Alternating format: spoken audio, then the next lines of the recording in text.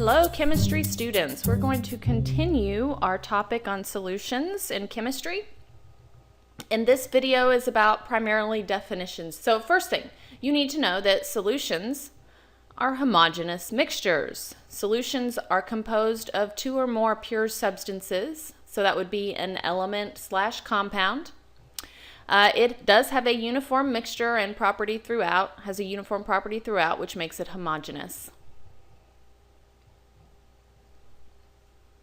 Some facts you need to remember. Substances that are capable of being dissolved are called soluble. Substances that are not capable are called insoluble. So table salt is soluble in water. Sugar is soluble in water. Rocks are typically insoluble in water. Gold is insoluble in water. Thank goodness. So the dissolving medium in a solution is called the solvent. So if we had some salt, NaCl, and we had some water, the solvent would be the thing that's doing the dissolving, or the dissolving medium, so the solvent would be water. Now, let's take that same example, salt and water. They dissolve, we know that, they're soluble. Or salt is soluble. The substance that's being dissolved is called the solute. So here, NaCl is the thing that's being dissolved. Not all solutions are liquids. We have some examples here. A gas as the solute and gas as a solvent. An example of that is air. Now the solvent would be nitrogen. The solvent would be nitrogen. The solute would be oxygen. Air is over 70% nitrogen, and oxygen is only about 11% in the air. So it is the lesser of the two. The lesser of the two is usually the solute. Okay, then we have a gas and a liquid, and that's carbonated water. The liquid would be the solvent, so that's water. The gas is the solute, which is carbon dioxide.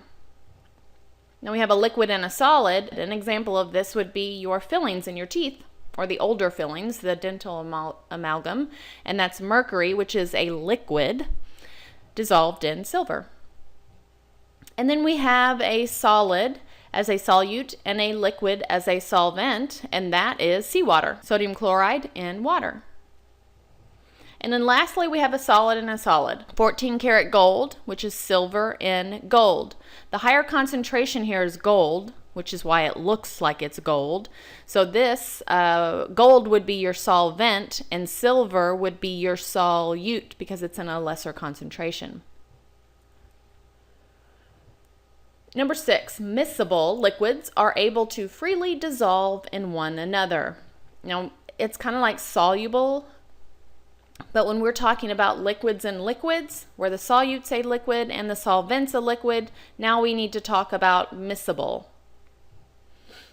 So let's look here at our liquid and liquid, and that's vinegar. Water is our solvent, and acetic acid is our solute, because acetic acid is in much lesser concentration than water. And acetic acid and water are miscible because they are able to dissolve in one another. Immiscible liquids are not soluble in each other, and they form layers based on their densities. An example of that would be oil and water. They're both liquids. Oil does not dissolve in water, and water does not dissolve in oil. They are immiscible, and they form layers upon each other. A precipitate is an insoluble solid that collects at the bottom of a solution. Precipitate. It's like precipitation. When it's raining outside, the water falls from the sky. A precipitate in chemistry is when you add two solutions together, or two liquids, and something falls out of it. That would be the precipitate, a solid. So now let's talk about our examples. Miscible or immiscible. Rubbing alcohol in water, and actually rubbing alcohol is made up of isopropanol or isopropyl alcohol and water. So this is like saying isopropanol, water, and they are miscible. You are able to dissolve those two together. Oil and water, we already talked about that. They are immiscible. And you're done.